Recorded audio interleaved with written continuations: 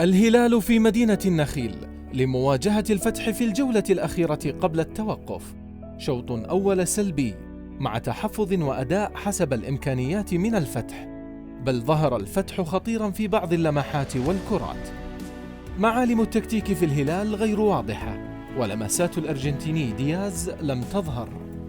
كرات من الأطراف ومن العمق وفرص قليلة دون جمل تكتيكية.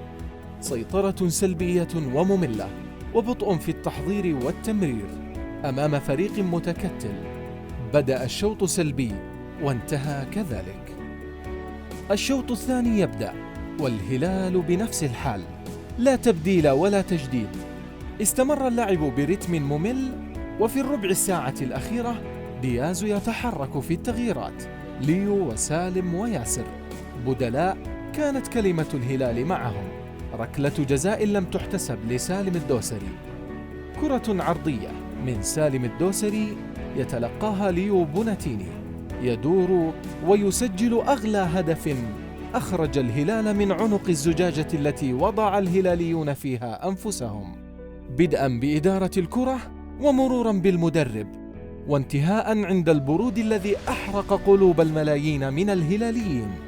لا روح ولا رغبة لدى اللاعبين. كيف ولماذا وإلى متى يبقى الحال هكذا يا هلال؟